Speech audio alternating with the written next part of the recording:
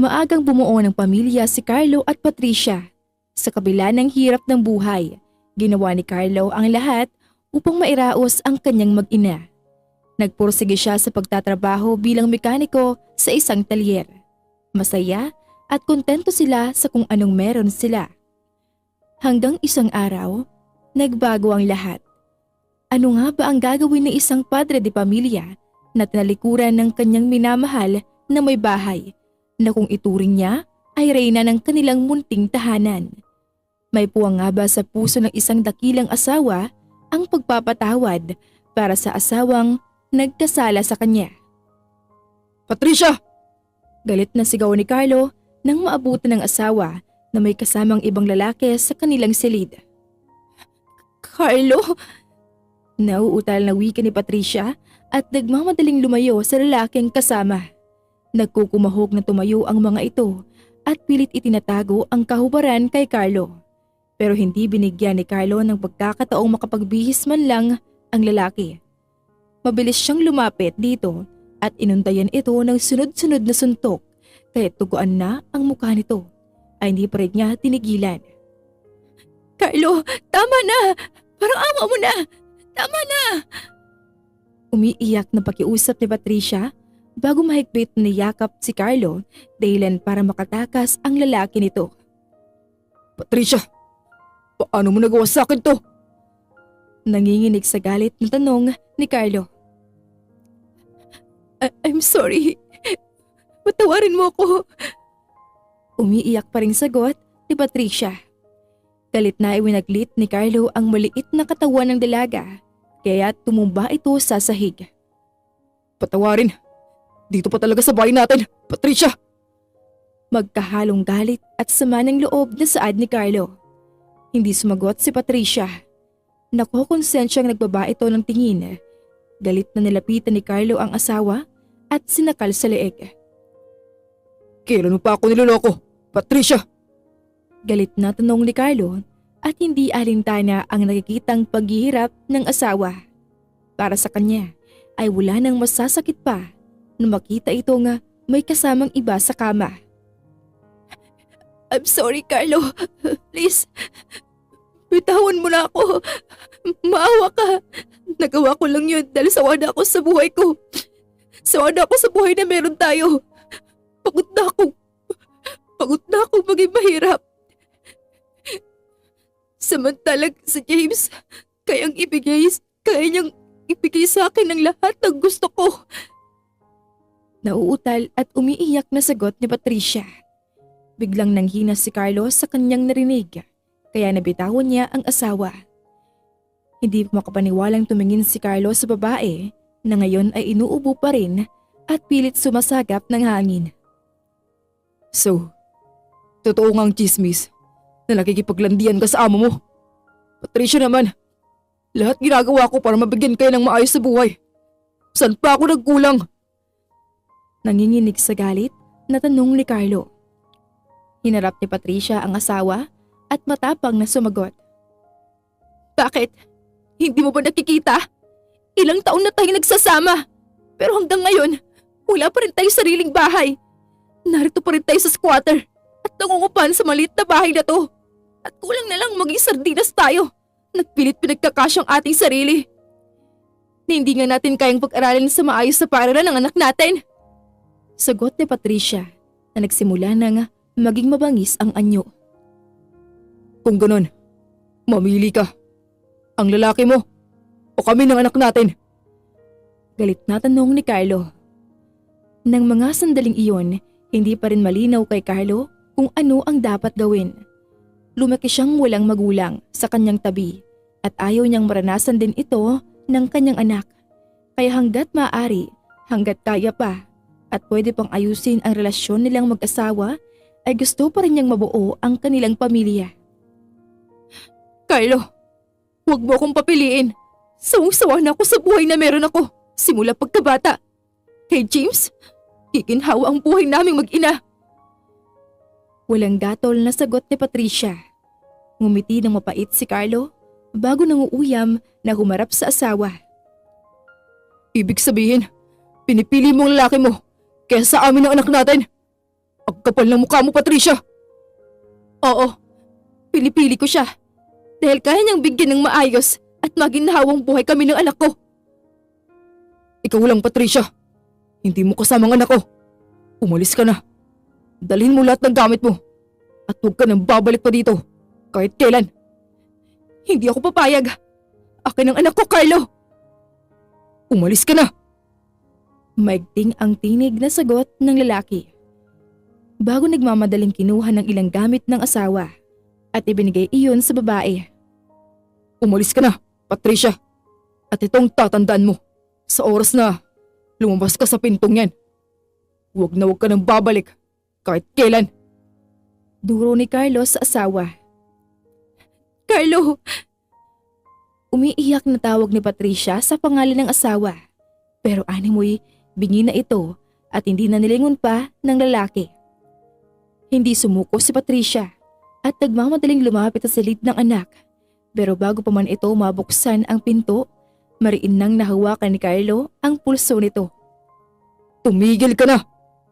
Carlo, please, ibigay mo sa akin ang anak ko! Luhaan ang mukhang pakiusap ni Patricia habang nakikipagtigasan sa asawa. Hindi sumagot si Carlo. Sa halip, kinaladkad nito ang babae palabas ng bahay. Umalis ka na. Huwag mo nang ipakita sa bata kung anong klaseng ina meron siya. Nakakadiri ka, Patricia. Hindi na kita kalala. Masyado kang sa yaman ng iba. Galit na bulyaw ni Carlo sa babae bago ito itinulak palabas ng bahay kasama ang mga gamit nito. Hindi pa man nakakatayo si Patricia ay isinarado na ni Carlo ang pinto. Carlo, buksan mo to! Ibigay mo sa akin ang anak ko! Parang awa mo na! Umiiyak na pakiusap ni Patricia sa labas ng bahay habang kinakalampag ang kahoy na pintuan. Dahilan kaya nagising ang kanilang anak. Tay, si nanay po bang sumisigaw sa labas? Papungas-pungas na tanong ni Jenna. Anak, huwag mo na siyang intindihin. Halika na. Bumalik na tayo sa silid mo. Kailangan mo pang matulog. Parang walang nangyaring sagot ni Carlo. Pero tatay, paano po si nanay? Gabi na po oh. Baka po magkasakit siya sa labas. Para pagbigyan ang hiling ng anak, sinilip ni Carlo si Patricia sa labas at nakita niya itong inaalalayan ng kabit nito papasok sa isang magarang sasakyan. Pakiramdam ni Carlo ay muling pinunit ang puso niya. Ang sakit palang makita na ang taong minahal at iningatan mo sa loob ng maraming taon na ngayon ay hawak na ng ibang lalaki. Tatay, nandyan pa po ba si nanay? Wala na, anak. Umalis na siya. Hala, paano po yun tay? Saan po tutulog si nanay? Dapat po kasi pinagbuksan niyo agad ng pinto. Puno ng pag-aalalang saad ng pasalit. Humugot muna ng mabigat na hangin sa kanyang dibdib si Carlo bago lumuhod at pumantay sa anak. Hayaan mo na siya, anak.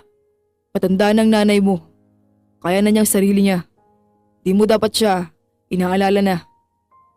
Sagot ni Carlo at pilit tinago sa anak ang kirot na nararamdaman.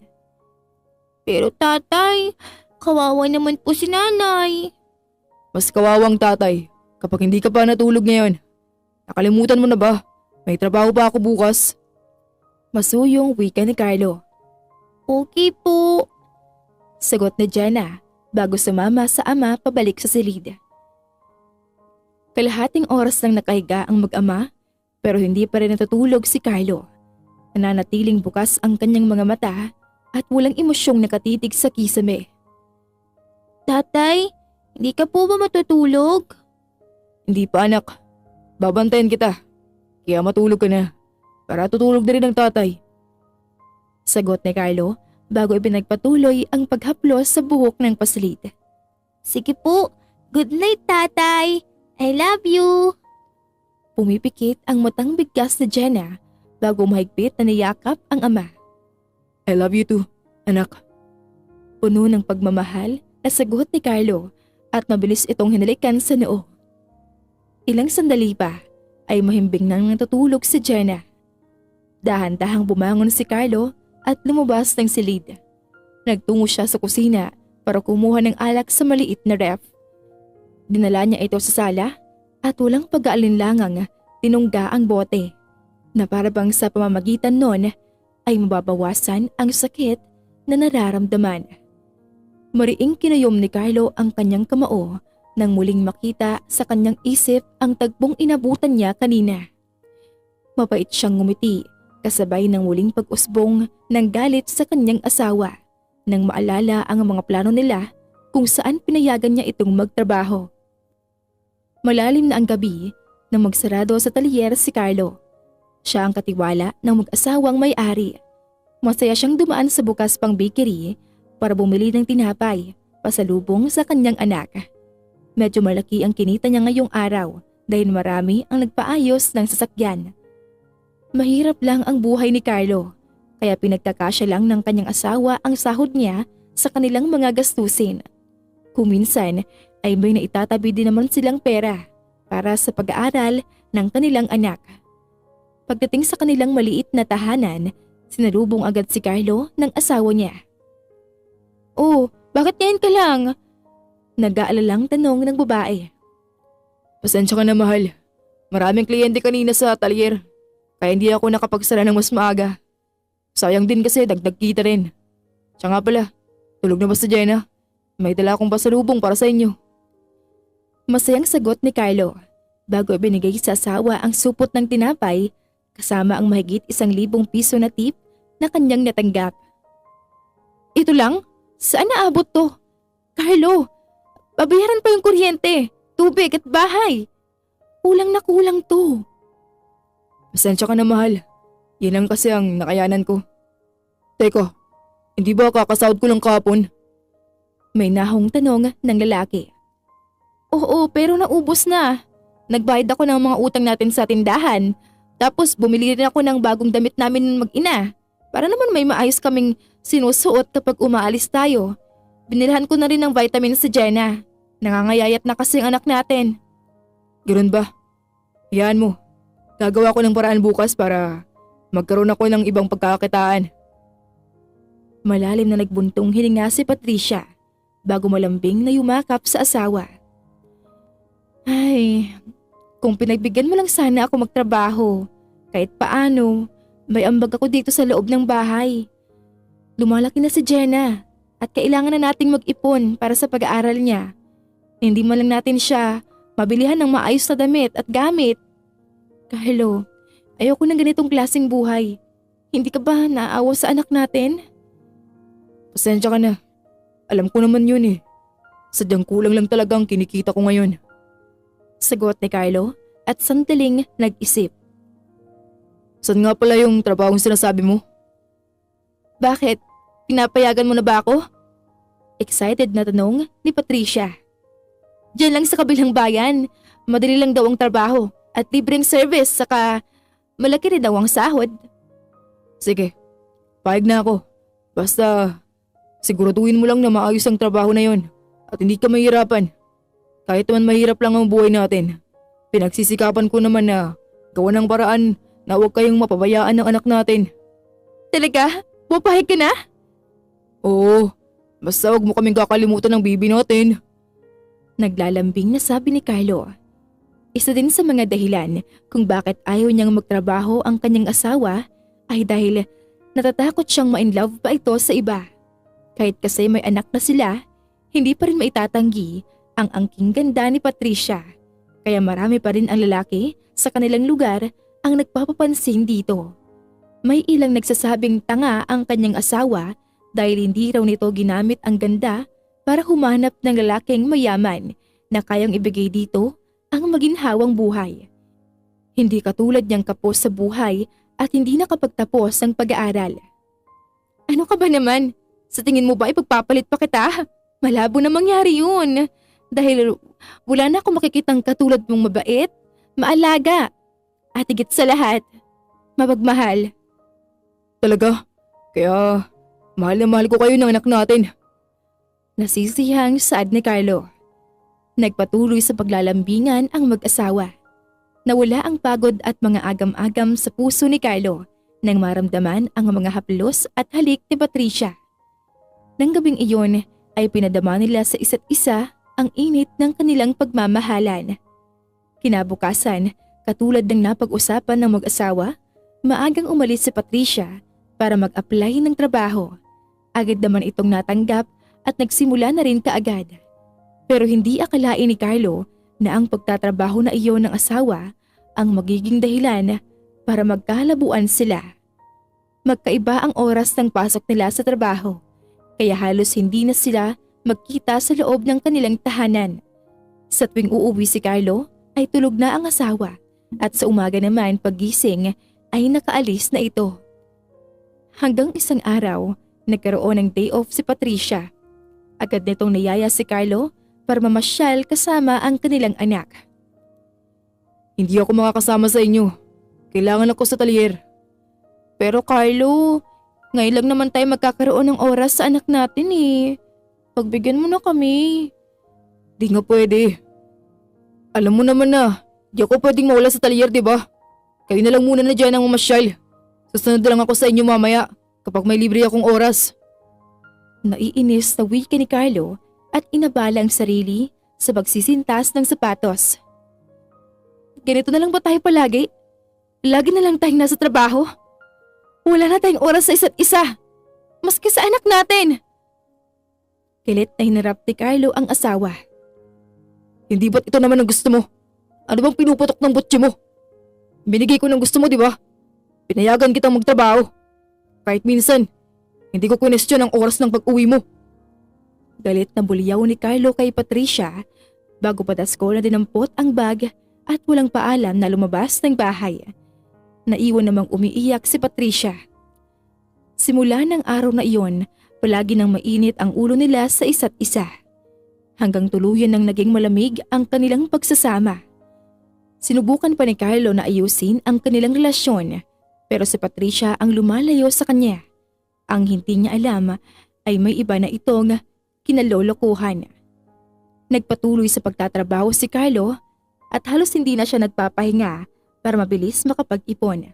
Gusto na niyang patigilin sa pagtatrabaho si Patricia para matutukan nito ang kanilang anak. Namimiss na rin niya ang kanilang dating pagsasama. Iyong pag-uwi niya sa bahay ay naroroon si Patricia at naghihintay sa kanya. Sa pagbabalik ni Carlo sa realidad, pagkatapos sariwain ang mga alaala, ay mariin siyang pumikit pagkatapos maalala ang lahat. Galit na galit siya sa kanyang sarili. Kung sana ay hindi niya ito pinayagan magtrabaho, hindi sana nangyari ang lahat ng ito. Sana nagdoble o triple kayod pa siya upang kahit paano ay naibigay niya sa kanyang asawa ang buhay na gusto nito. Pero anong magagawa niya? Hindi naman siya nakapagtapos ng pag-aaral. At wala naman siyang ibang alam na trabaho maliban sa pagmemekaniko. Pagkatapos ubusin ang laman ng bote ng alak, galit itong ibinato ni Carlo sa pader. Agad itong nagpira-piraso at kumalat sa sahig. Kinabukasan, kahit umaga nang nakatulog si Carlo, ay pinilit pa rin niyang gumising ng maaga para magtrabaho. Hinatid niya sa kanyang mga biyenan na si Jenna. Carlo, pasensya ka na sa ginawa ng anak namin. Hayaan mo at pag umuwi siya dito ay pagsasabihan ko. Nahihiyang hinging paumanhin ng ama ni Patricia. Ayos lang po, tay. Alam ko naman po na wala kayong kasalanan sa nangyari. Desisyon po ni Patricia ang iwan kami. Salamat, anak. Hayaan mo at kakausapin namin ang batang yan. Hindi na nahiya. Sumama pa sa ibang lalaki. Hindi man lang iniisip ang apo ko. Hayaan niyo na po, tay. Kung yun po ang gusto niya, wala na po tayong magagawa. Pambalubag loob ni Carlos sa binan. Napailing na lang ang matandang lalaki at labis na nangihinayang sa magandang pagsasama ng mag-asawa. Hindi na nagtagal si Carlos sa bahay ng kanyang binan dahil may pasok pa siya sa trabaho. Pagkatapos magpaalam sa kanyang anak at sa mga ito ay umalis na rin siya. Malapit na sa labasan si Carlo nang makita niya ang isang grupo ng lalaking nagkukumpulan at mukhang nagkakatuwaan. Uy, si Carlo! Ani ng isa sa mga ito nang mapansin siya. Oo nga no. Totoo kayang iniwan siya ng asawa niya? Tanong naman ng pangalawa. Oo, totoo yun. Nakita ko kagabi si Patricia. May kasamang ibang lalaki. Yung may-ari ng malaking pabrika sa kabilang bayan. Yung boss niya. Dinala pa nga niya sa bahay nila eh. Ang sakit ton pare. Iniputan ka lang sa ulo ng asawa mo. Pinagpatuloy pa sa bahay mo. Sagot naman ng isa at saka humawak sa dibdib. Nagkakaawang Carlo. Nakatagpo ng asawang hindi marunong makontento. Sa bagay, kasi hindi niya kayang paligayahin sa gabi si Patricia. Kaya naghanap ng iba. Kung ako ang naging asawa niyang si Patricia, hindi na niya kailangan humanap ng iba. Dahil sa akin palang busog na siya. Mahalay na sagot ng isa pang tumawa. Kaya tumawa na rin ang mga kasama nito. Dahilan para mag-init ang ulo ni Carlo. Mabilis siyang lumapit sa mga ito at agad kwinelyuhan ang lalaki. Anong sinabi mo? Ulitin mong sinabi mo. Nang gagalaiting sigaw niya. Bakit ko pa uulitin? Narinig mo naman, di ba?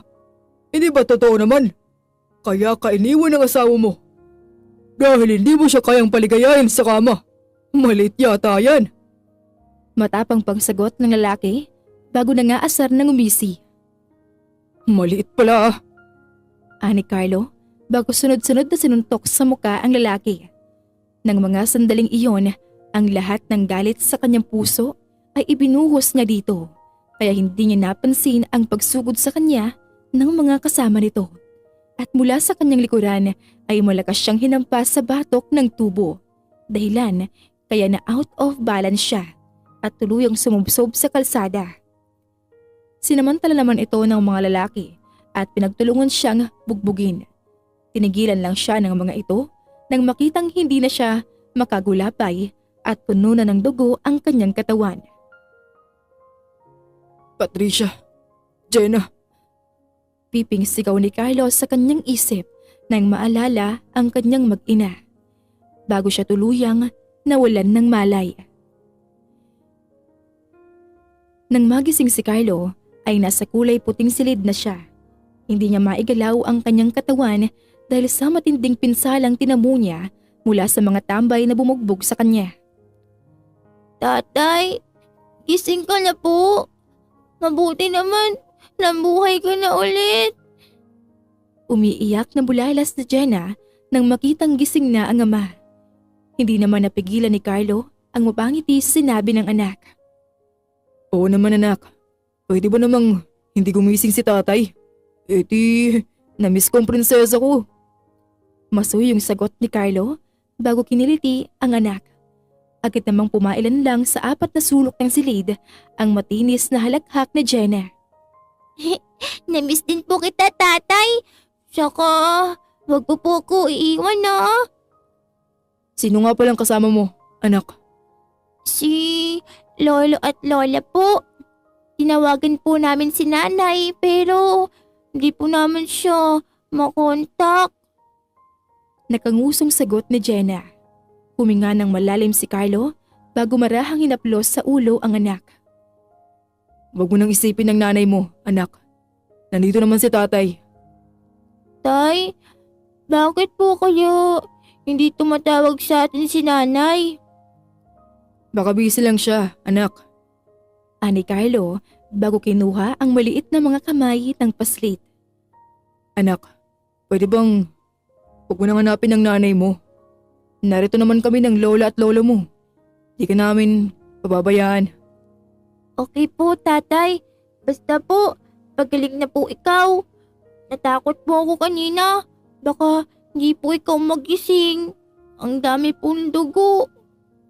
Nakita mo yun? Huwag mo nang isipin ang mga nakita mo, anak. Kita mo naman oh, gising na ako at malakas. Hindi ka kayang iwan ng tatay. Kaya huwag na po ikaw matakot. Dahil hindi mawawala ang tatay. Matamis ang iting sagot ni Carlo. Tumagal pa ng ilang araw sa ospital si Carlo. Kahibangan na lang siguro ang umasa pa nadadalawin siya ni Patricia sa ospital. Pero hindi siya nawawala ng pag-asa na isang araw ay darating ito para humingi ng tawad at muling buuin ang kanilang pamilya. Pero bigo siya. Dahil kahit ang anino nito ay hindi nagpapakita sa kanya. Nang dumating ang araw nang ma-discharge si Carlo, dinalaw siya ng kanyang mga amo na silang gumastos sa kanyang pagpapa-ospital. Kumusta ang pakiramdam mo? Wala na bang masakit sa'yo? Tanong ng mabait na ginang, si Mrs. Ibanez. Maayos na po ako, ma'am. Medyo nangihina lang po. Magalang na sagot ni Carlo. Mabuti naman. Pasensya ka na kung ngayon lang kami nakadalaw. Marami kasi kaming inaasikaso ngayon. Naku, ma'am. Hindi niyo naman po kailangan humingi ng pasensya. Sobra-sobra na nga pong tulong na ginawa niyo sa akin. Maraming salamat po pala. Huwag mo nang isipin yon. Sino pa ba naman ang magtutulungan kung hindi tayo-tayo lang din? Siya nga pala. Nalaman namin ang nangyari sa inyo ng asawa mo. Gusto lang namin ipaalala sa iyo na nandito lang kami bilang pangalawa mong magulang. Tamang asawa ko, Carlo. Huwag kang maiyang lumapit sa amin kung may kailangan ka. Singit naman ni Mr. Ibanez. Maraming salamat po. Napakabuti niyo po sa akin at sa pamilya ko. Naiiyak na sagot ng binata. Pagkatapos makipag-usap sa kanyang mga amo, umuwi na rin si Carlo sa kanilang bahay kasama ang kanyang mga binan at anak. Wala na siyang magulang kaya maswerte siyang mabait sa kanya ang kanyang mga biyanan. Pinili niyang huwag nang sampahan ng kaso ang mga lalaking bumugbog sa kanya dahil siya naman ang naunang manakit. Humingi na rin ang mga ito ng tawad at nangakong hindi na uulitin ang kanilang ginawa. Pero dahil sa mga tsismosang kapitbahay, nahirapang makamove on si Carlo. Nawalan siya ng ganang lumabas ng bahay at maghanap buhay. Nawalan din siya ng bilib sa kanyang sarili at mas piniling magkulong sa loob ng bahay kapiling ang alak. Maging ang kanyang anak ay napabayaan niya at binayaang tumira sa kanyang mga biyanan upang hindi nito makita ang miserable niyang buhay. Araw-araw siyang lasing at nagmumukmok. Hanggang isang araw, biglang umuwi si Jenna. Tatay! Umiiyak na tawag ni Jenna kay Carlo. Ibinaba ni Carlo ang boteng hawak bago humarap sa anak. Anong ginagawa mo dito? Malamig ang tinig na tanong ni Carlo habang pilit inaaninag ang muka ng paslit. Hindi niyo na po kasi ako sinundo ina Lola. Kaya ako na po ang pumunta dito. Bakit pumunta ka pa dito? Hindi ba? Ang sabi ko sa'yo, doon ka muna titira. Tatay, ayaw niyo na rin po ba sa akin? Lalo pang lumakas ang iyak na tanong ni Jenna. Pakiramdam ni Carlo ay piniga ng kamay na bakal ang puso niya nang marinig ang sinabi ng anak. Anak, halika. Makinig ka kay tatay. Pagkuway, tawag ni Carlo sa anak. Agad namang sumunod si Jenna sa ama. Nang makalapit na ang pasalit, binuhat ni Carlo ang maliit nitong katawan at dinala sa kanyang kandungan. Anak, gusto kong naroon ka sa lolo at lola mo para maalagaan ka ng maayos. Magulaw pa ang isip ng tatay ngayon. Natatakot ako na baka mapabayaan lang kita kung ako ang kasama mo. May nahong paliwanag ni Carlo. Pero tay, iniwan na po ako ni nanay. Pati po ba ikaw? Iiwan mo rin ako? Paano na po ako? Humahagulgol na tanong ni Jenna. Hindi nakasagot si Carlo at walang maapuhap na sasabihin sa anak. Pakiramdam niya ay dinurog ang puso niya sa sinabing iyon ng pasalit. Anak, bakit mo naman naisip yan? Sa kawalan ng sasabihin ay tanong ng lalaki. Sinabi po sa akin ng mga kalaro ko, hindi na daw po tayo love ni nanay. At pinagpalit na daw po niya tayo sa ibang tatay. Tapos, hindi niya na rin daw po ako love. Kaya, Iniwan niya na ako kay Lola. Hahanap daw po kayo ng ibang nanay at baby. Hindi na daw po ako. Hindi sumagot si Carlo. Nahigit niya ang kanyang paghinga kasabay ng pagtiim ng kanyang bagang. Mahigpit niyang niyakap ang anak. Napaka-selfish niya dahil hinayaan niyang ang kanyang anak ang magdusa sa mga kasalanan ng ina nito. Tila biglang nagising si Carlo mula sa mahimbing na pagkakatulog ng mga oras na iyon. Asawa lang ang nawala sa kanya. Narito pa ang isang musmos na nangangailangan ng pagkalinga at pagmamahal niya. I'm sorry, anak. Hindi ko alam na ganun na palang epekto sa'yo ng mga nangyari. I'm sorry. Wika ni Carlo sa pagitan ng hagulgol. Dahilan kaya pati ang musmos sa anak ay umatungal din ng iyak. Tatay, love niyo po ba ako? Tanong ni Jenna sa pagitan ng pag-iyak. Love na love ko ng tatay, anak. Promise. Babawi ako sa'yo. Mahal ko. Walang patid sa pag-iyak na sagot ni Carlo. Tatay, kahit iniwan po tayo ni nanay, promise ko po sa'yo na hindi po kita iiwan. Lagi po kitang sasamahan. Ani Jenna habang pinupunasan ang mga luha sa pisngi ng ama. Salamat, anak.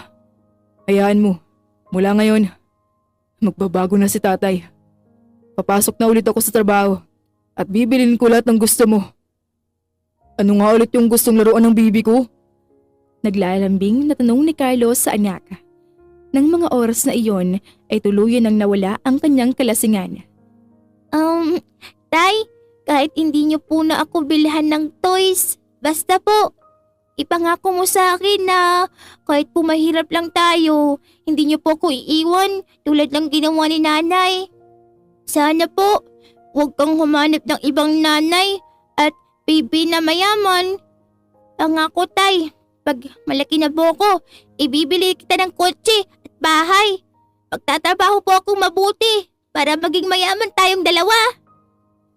Salamat, anak. Pero matagal pa bago ka lumaki. Kaya ngayon, kailangan si tatay munang magtrabaho para sa'yo. Masasayang saad ni Carlo bago kiniliti ang anak. Tumatawa namang tumango si Jenna. Anak, masamang pakiramdam ni tatay. Naparami yata ang inom ko. Pwede bang matulog muna si tatay? Masuyong paalam ni Carlo sa anak. Opo tay, sleep na po ikaw. Babantayan po kita. Tumatawang binuhat ni Carlo ang anak at dinala sa silid nilang mag-asawa. Pinahiga niya ito sa kama bago tinabihan. Napangiti pa si Carlo nang makitang nauna pang makatulog ang kanyang pasilid. Kinabukasan, tulad ng pangako ni Carlo sa anak, maaga siyang gumayak para pumasok sa trabaho. Iniwan ulit niya ang anak sa kanyang mga biyanan bago nagtungo sa talyer. Anong nangyayari dito? Nagtatakang tanong ni Carlo sa kasamahan nang makita ang malaking pagbabago sa talyer. Hindi ako sigurado pero naririnig ko na aalis na raw ang mga amo natin. Susunod na daw sa anak nila sa abroad. Siya nga pala, hinihintay ka nila ma'am. Gusto ko daw nilang makausap. Ganun ba? Sige, puntahan ko na muna sila. Sagot ni Carlo bago tumalikod sa lalaki. Kabadong pumunta si Carlo sa bahay ng mga amo na malapit lang sa talyer. Iniisip niya kung saan siya lilipat ng trabaho kapag nagsara ang mga ito. Kailangan niyang makapagtrabaho para sa anak. Magandang umaga po, ma'am, sir. Magalang nabati ni Carlo sa mag-asawa. Oh, Carlo, mabuti naman at pumasok ka ngayon. Pupuntahan ka na sana namin sa inyo kung hindi ka pa namin makausap ngayon. Pasensya na nga po pala kayo sa sunod-sunod na pag-absent ko sa trabaho. Naiintindihan ka namin, Carlo. May gusto lang din kaming sabihin sa'yo. Sagot ng matandang lalaki bago tumingin sa asawa nitong nakatayo sa tabi nito at tahimik na nakikinig. Tungkol po saan? Kinakabahang tanong ni Carlo. Gusto naming magpasalamat sa lahat ng tulong na ginawa mo sa aming mag-asawa para mapalago ang talyer. Pero kailangan na naming sumunod sa mga anak namin sa Amerika. Ibig niyo po bang sabihin, isasara niyo ang talyer? Hindi ko kayang basta na lang isara ang talyer na to, Kylo. Dahil dito, kaya nakapagtapos sa pag-aaral ang mga anak namin. Minsan iniisip namin, siguro kung nakapagtapos ka lang ng pag-aaral at hindi mo ginugulang oras mo sa talyer, baka mas maayos ang buhay mo ngayon. Siguro, may maganda kang trabaho at asensado na rin sa buhay. Kaya ngayon, gusto namin bumawi sa'yo. Ibibigay namin sa'yo ang talyer na to at ang bahay namin. Gusto namin, dito mo palakihin ang anak mo. At ang talyer, ang magiging katuwang mo para umasenso ka din sa buhay. Pahayag ni Mr. Ibanez na labis namang ikinabigla ni Carlo. Sigurado po ba kayo? Gulat niyang tanong. Agad namang lumapit si Mrs. Ibanez sa kanya at ginagap ang isa niyang palad. Siguradong sigurado, iho. Matagal na namin itong pinag-isipan. Nakangiting wika ng matandang babae. Pero ma'am, sir, hindi ko po matatanggap to. Masyado pong malaki ang mga to para ibigay niyo lang sa akin ng walang kapalit. Tanggapin mo na.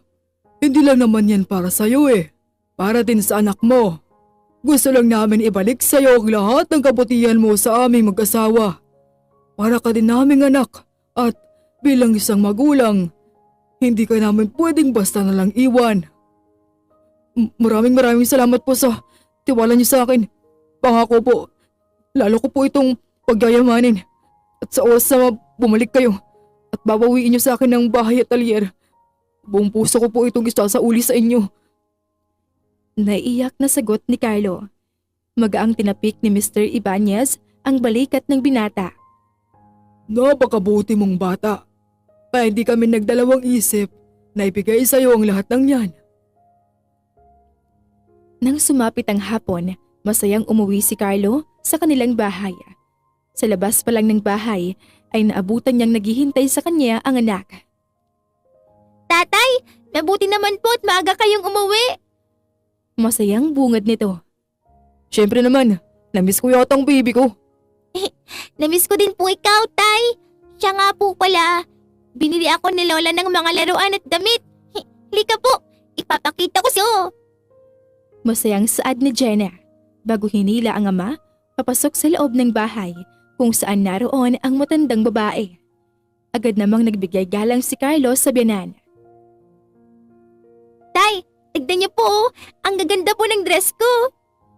Masayang bulalas na Jenna at masayang ipinakita sa ama ang bagong suot na bestida. Oo anak, maganda nga. Tatay, mukha na po ba akong prinsesa sa suot ko? Nasisiyahang tanong ng paslit habang paikot-ikot sa harap ng salamin. Anak, kahit hindi ka magsuot ng magandang dress, ikaw pa rin ang prinsesa ni tatay. Masayang sagot ni Carlo, masaya namang yumakap si Jenna sa ama. Mahal na mahal po kita, Tay. Ano Jenna bago ipinulupot ang maliit nitong mga braso sa leeg ng ama at pinaulanan ng halik ang muka ng ama. Mahal na mahal din kita, anak. At handa akong gawin ang lahat para bigyan ka ng magandang buhay. Puno ng pagmamahal na sagot ng lalaki. Habang abala si Jenna sa mga bago nitong gamit, masinsinang kinausap ni Carlo ang binan. Nay, saan po galing ang mga binili niyong mga gamit ni Jenna? Seryosong tanong ni Carlo sa ginang. Anak, huwag ka sanang magalit. Nakipagkita sa akin si Patricia. Hindi ko naman matiis kasi anak ko pa rin naman siya. Kahit napakalaki ng kasalanang nagawa niya sa'yo. Alam ko ding magagalit ang tatay niyo, pero tinanggap ko pa rin ang mga binigay niya para kay Jenna. Alam kong labis niyang pinagsisihan ang mga ginawa niya. Pinapasabi rin niya na sana patawarin mo siya at na Jenna sa mga kasalanan niya. Naiiyak na sagot ng ginang. Huminga ng malalim si Carlo. Masyadong malalim ang sugat na nilikha ni Patricia sa kanyang puso at hindi niya ito ganoon kadaling mapapatawad. Nay, naiintindihan ko po kayo. Pero sana, ito na po ang una at huling bibigyan niyo ng anumang gamit ang anak ko galing sa nanay niya. Kaya ko na pong ibigay kay Jaina ang mga bagay na hindi ko nagawang ibigay sa kanilang mag-ina noon. Sagot ni Carlo bago sinimulang ikuwento sa ginang ang naging pag-uusap nila kanina ng kanyang mga amo. Masaya ako para sa iyo, anak. Sana ay mas maging maayos pa ang pamumuhay niyong mag-ama. Masayang saad ng ginang. Samantalang sa bahay ni James ay kararating lang ni Patricia mula sa pagmamasid sa kanyang mag-ama. Miss na niya ang mga ito pero hindi niya magawa ang lumapit man lang. Habang pinagmamasdan niya mula sa malayo ang masayang banding ng dalawa, labis na pagsisisi at panghihinayang ang nararamdaman niya. Sana ay nakontento siya sa kung anong buhay meron sila noon. Sana pala, hindi siya nagpadala sa tukso. Saan ka naman nanggaling? Malakas ang boses na tanong ni James na kanina pa pala naghihintay sa kanya. Sa labas. Sa labas. May binili lang ako sandali. Nauutal na sagot ni Patricia. Tila hindi naman naniniwala si James at agad lumapit sa kanya at saka walang pasabing sinakal ito sa leeg. Sinungaling. Saan ka nanggaling? Dumadagundong ang boses na muli nitong tanong. Sa labas. May binili lang ako. Sa pagitan ng pag-ubo ay hirap na sagot ni Patricia. Huwag na huwag kang magtatangkang magsinungaling sa akin, Patricia. Kung nagawa mong bilugin ang ulo ng asawa mo, ibahin mo ako. Dahil di ako kasing tanga ng asawa mo. Kaya kitang patayin sa oras na malaman ko na nakikipagkita ka sa pamilya mo. Galit na sigaw ni James sa mukha ni Patricia bago ito bitawan. Naiintindihan mo? Oo. Umiiyak na sagot ng dalaga. Lakasan mo! Oo, naiintindihan ko. Pumipiyok na sagot ni Patricia. Ipagkain mo ako. Nagugutom ako. Utos nito.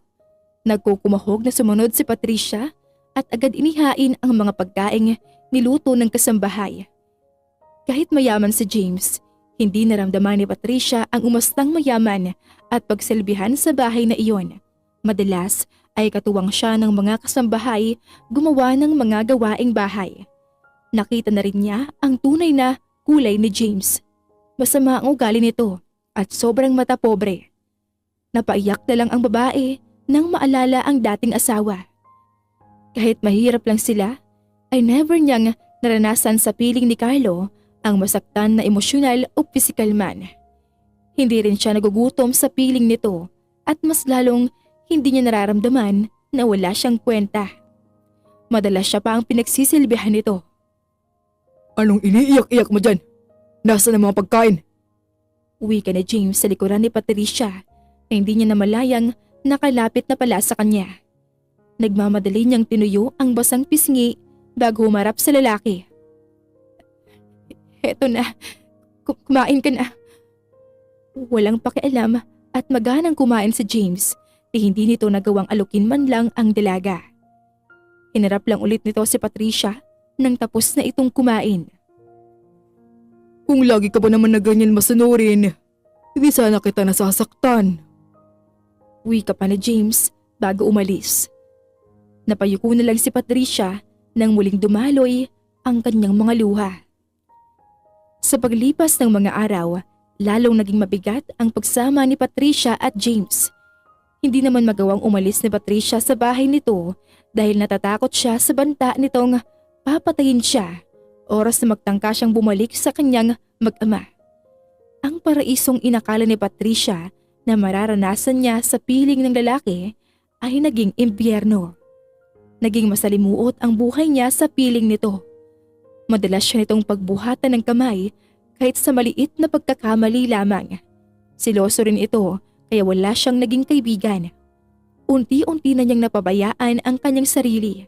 Masunod lang ang lahat ng utos ni James.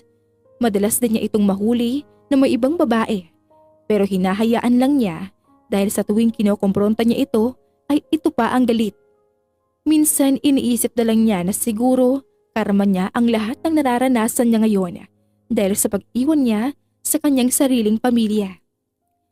Habang si Carlo naman ay mas pinagyaman ang talyer at ngayon nga ay nakaalis na ang kanyang mga amo kaya lumipat na silang mag-ama sa bahay ng mga ito. Wow! Tatay! Dito na po ba tayo titira? Hindi makapaniwalang bulalas na Jenna. Oo anak, nagustuhan mo ba? Malaki ang bahay kaya kumuha siya ng maglilinis doon. Ang kanyang biyanan naman ang naghahatid sundo kay Jenna sa school. Opo, Tay. Matagal ko na pong pangarap tumira sa ganitong bahay.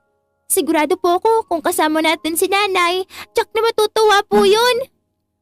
Masayang sagot na Jenna. Natigilan si Carlo sa sinabi ng anak. Siguro nga kung kasama nila si Patricia ay napakasaya nito ngayon dahil isa lang naman ang pangarap nito. Ang makaahon sila sa kahirapan at maranasan ang maginhawang buhay na hindi niya kayang ibigay dito noon. Marahang hinaplos si Carlo ang buhok ng anak. Halika, sa taas naman tayo. Ipapakita ko sa'yo ang magiging silid mo. Aya niya sa anak at pinilit pasiglahin ang tinig. Excited namang sumama si Jenna.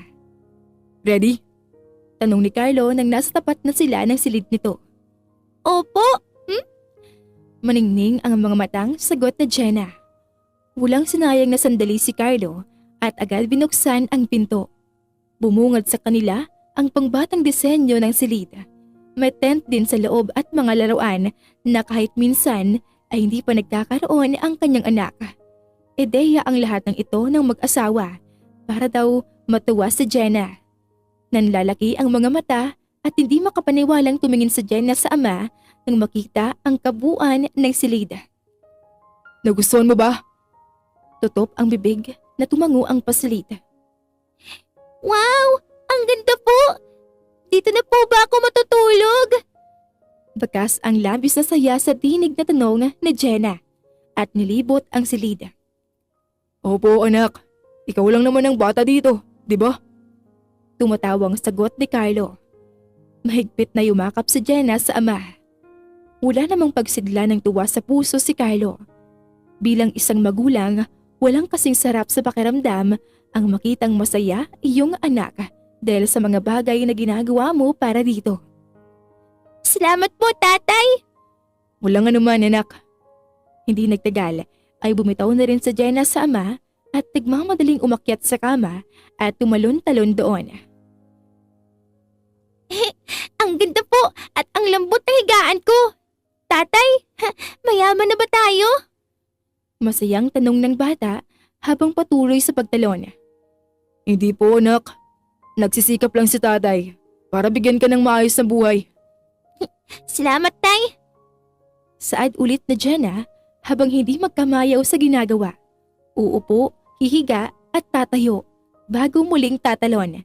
Iyon ang paulit-ulit na ginawa nito. Hindi naman napigilan ni Carlo ang makaramdam ng awa sa kanyang anak. Ngayon lang kasi nito naranasan ang magkaroon ng ganong kalambot na higaan. Habang abala si Jenna sa paglibot sa silid nito, si Carlo naman ay nasisiyahan pinagmamasdan ang anak. Nagpatuloy ang masaya at tahimik na pamumuhay ng mag-ama. Habang ang talyer naman na ngayon ay nasa pangangasiwa ni Carlo ay mas lumago pa. Dahilan para makaipon siya at nakabili ng sakyan. Isang araw nagkaroon ng piging sa tahanan ng mag-ama. Ngayong araw ang kaarawan ni Jenna. 7 taong gulang na ito kaya talagang pinaghandaan ito ni Carlo. Naroon ang ilan sa kanilang malapit na kamag-anak, guro at mga kaibigan at kaklase ng paslid. Happy birthday to you! Pagkatapos kantahan ng birthday song ay masayang bati ni Carlo sa anak. Thank you po, Tatay. Happy ka ba? Narito lahat ng friends mo. Sobrang happy po. Pero sana narito po si Nanay. Miss ko na po siya. Sagot ni Jenna at agad sumungaw ang butil ng luha sa mga mata. Huwag kang malungkot anak. Baka busy lang ang nanay mo. Sagot ni Carlo at pilit kinokontrol ang emosyon. Kahit siya ay gusto na rin magalit kay Patricia sa pambabaliwala nito sa kanilang anak. Tanggap niyang ayaw nito sa kanya, pero ang talikuran din nito si Jenna ay nakadagdag sakit na nararamdaman niya. Lagi na lang po siyang busy. Nakalimutan niya na tayo. Humihikbing saad ni Jenna. Hindi na sumagot si Carlo. Sa halip, mahigpit niyang niyakap ang anak. Ang hindi alam ng mag-ama, mula sa kabilang kalsada, ay naroon si Patricia at nagkukubli sa isang poste. Hilam sa luha ang mga mata nito habang nakatingin sa kanila. Happy birthday, anak! Umiiyak na usal ng babae sa kawalan. Nang hindi na nakatiis, bahagyang lumapit si Patricia sa gate para makita sa malapitan ang anak. Dahil nakatuon ang kanyang pansin sa mag-ama na nasa loob ng bahay, napangga niya ang isang mascot na hindi nito suot ang ulo ng beer habang may kausap sa cellphone. Nakuha nito ang atensyon ni Patricia nang mapansing problemado ang babae. Kaya naman, nakaisip agad ng ideya si Patricia kung paano makakalapit sa kanyang mag-ama. Hi, may problema ba? Tanong ni Patricia. Sumagot naman ito at hindi nag-alinlangang tanggapin ang alok niya. Nang nakaalis na ang babaeng kausap, nagmamadaling isinuot ni Patricia ang costume at pumasok sa gate. Kulang na lang ay takbuhin ni Patricia ang kinaroroonan ng kanyang mga magulang at anak sa labis na tuwa na muling makalapit sa mga ito. Pero mahigpit niyang pinigilan ang kanyang sarili. Ayaw niyang sayangin ang tsansa na makasama ang kanyang anak kahit sandali.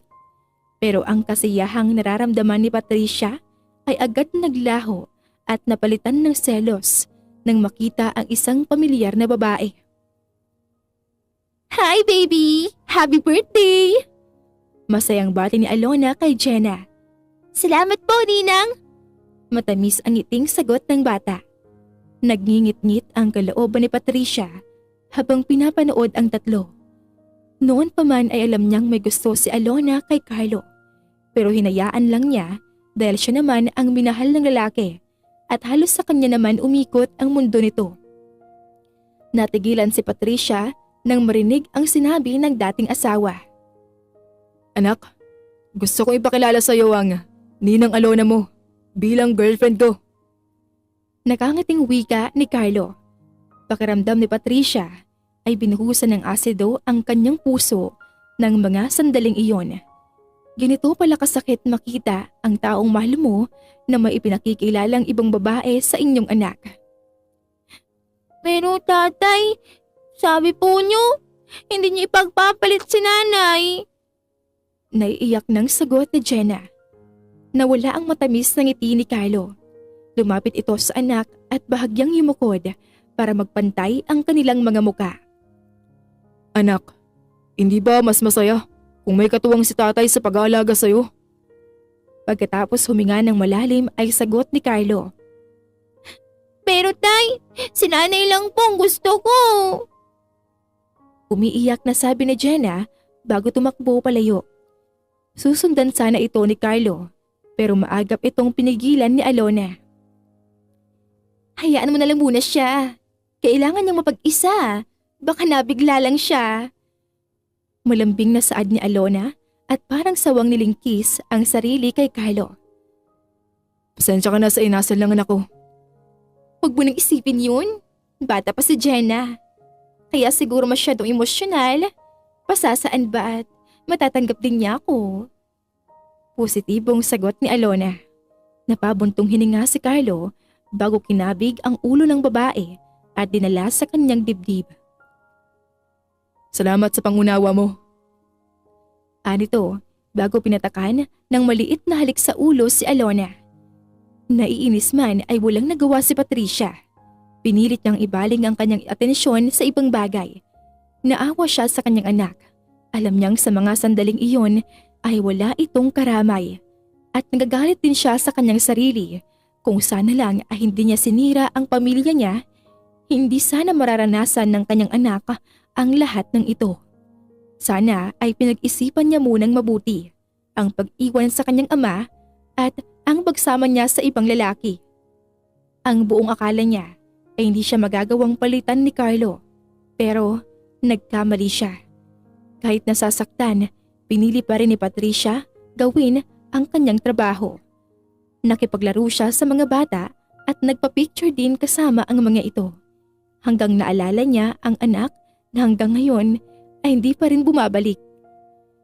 Sinamantala ni Patricia ang pagkakataong wala ng bata ang lumapit sa kanya. Tumakbo siya patungo sa direksyon kung saan tumakbo si Jenna. Naabutan niya itong nakaupo sa swing na nasa likod bahay. Malungkot ito at malayo ang tingin. "Hello, birthday girl!" Bati niya at medyo pinaliit ang kanyang tinig. "Hi!" Malungkot na sagot ni Jenna. "Bakit ka malungkot? Di ba dapat masaya ka kasi birthday mo ngayon?" Pilit ang sayang wika ni Patricia. Hindi po ako masaya. Wala po kasi ngayon dito ang nanay ko. Tapos si tatay naman, meron ng iba. Hindi na kami mabubuo tulad ng dati. Sa pagitan ng mga hikbi ay sagot ni Jenna. Naiiyak na nilapitan ni Patricia ang anak at mahigpit itong niyakap. Paano na po ako kapag nagkaroon na sila ng baby? Huwag ka nang malungkot. Wala pa naman silang baby, di ba? Kaya dapat hindi mo iniisip yon. Sigurado akong mahal na mahal ka ng nanay at tatay mo. Kaya dapat happy ka. Tignan mo nga oh, ang ganda ng birthday mo. Alam mo ba nung bata ako, wala akong ganitong kagandang party. Pero may nanay at tatay kayo? Inosenteng tanong ni Jenna. Hindi napigilan ni Patricia, umiyak sa narinig. Magsasalita pa sana siya, pero dumating na si Carlo kasama si Alona. Anak, nandito ka lang pala. Kanina pa kita hinihintay. Bungad nito sa anak. Hindi sumagot ang bata at nanatiling nakayuko. Lumayo naman si Patricia para bigyang daan ang dalawa. Anak, halika na. Bumalik na tayo sa loob. Kanina ka pa hinihintay ng mga bisita mo. Ayaw pa sanang sumama na Jenna sa ama, pero sumingit si Alona. "Jenna, anong inaarte-arte mo dyan? Galit ka ba dahil mag-aasawa na ulit ang tatay mo? Bakit hindi ka nagalit nung iniwan kayo ng nanay mo? Dapat nga sa kanya ka magalit eh, kasi siya ang unang nang iwan sa inyo." Mataray na sabi ni Alona. Natatakot na nagtago si Jenna sa likuran ni Patricia. Alona, Nagbabantang tawag ni Carlos sa babae. "Pinagsasabihan ko lang naman tong anak mo. Masyadong maarte. Nagmana sa nanay niya."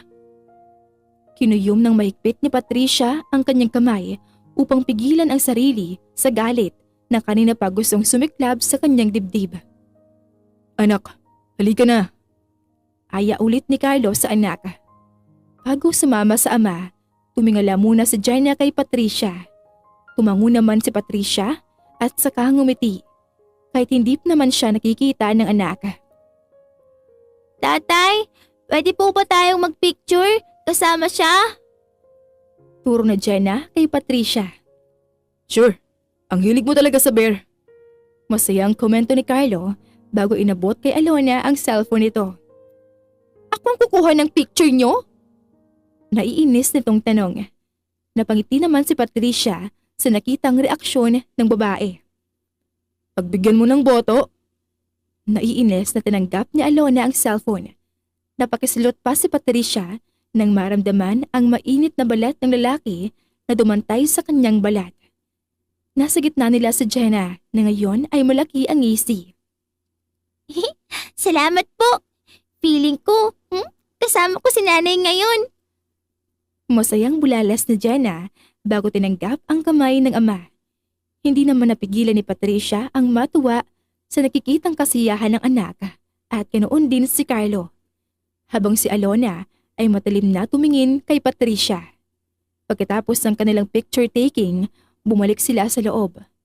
Naging abala si Patricia sa pakikipaglaro at pakikipagkulitan sa mga bata. hanggang hindi niya namalayan ng oras. Nang mapansin ni Patricia na nagsisimula ng dumilim ang paligid, nagmamadali siyang lumabas at hindi na nagawa pang magpaalam sa mag-ama niya. Iniwan niya ang suot na costume sa lugar na sinabi ng babae at nagmamadaling pumara ng taxi. Kabado at takot na takot pumasok si Patricia sa bahay ni James. Lalo pang nanginig sa takot ang dalaga nang makita ang nagkalat na bote na basag sa sahig. Magulo rin ang sala na tila dinaanan ng bagyo. Binilasan niya ang mga hakbang para pumunta sa kusina pero nakasalubong niya si James. Madilim ang anyo nito at mukhang galit na galit. Lumapit ito kay Patricia. Natatakot na nagbaba ng tingin ang babae. Pero isang malakas sa sampal ang dumapo sa kanyang muka. Naiiyak na tumingin si Patricia sa kasintahan. Saan ka naman nanggaling? Dumadagundong ang boses na buliyaw ni James sa dalaga. Dahilan kaya napapitlag si Patricia at kulang na lang ay sumuksok sa sulok sa tindi ng nerbiyos sa lalaki. Tinatanong kita, saan ka nanggaling? Ulit nitong tanong. Hindi pa rin nakasagot ang dalaga, kaya dinikwat ni James ang kanyang buhok at hinila palapit dito. Napaigik sa sakit si Patricia kasabay ng pag-agos ng luha sa kanyang mata. Akala niya ay hindi siya mahuhuli ni James dahil ang sabi nito ay bukas pa ito babalik. Ayaw nga sana niya nang umuwi kanina, pero natatakot siya. Baka pati pamilya niya ay idamay pa nito. Umiiyak na sagot niya pero hindi niya natuloy nang putulin iyon ng lalaki. Saan? May pinuntahan lang ako saglit. Pagsisinungaling ni Patricia. Sinungaling? Akala mo ba, hindi ko malalaman na pumunta ka sa birthday party ng anak mo? Hindi ako tanga, Patricia. Akala mo ba, hindi ko binabantayan ang mga kilos mo? Umuusok sa galit na sigaw ni James at saka muling sinampal ang dalaga bago tinabig ang maliit nitong katawan dahilan para tumilapon siya sa sofa. Sorry. Hindi ko matiis na hindi makita ang anak ko. Saad ni Patricia habang hilam sa luha ang mga mata. Ang anak mo lang ba talaga? O ang walang kwenta mong asawa? Nanguusig na tanong ni James. Doon na sumabog ang galit sa dibdib ni Patricia. Galit niyang dinuro si James. Ikaw ang walang kwenta!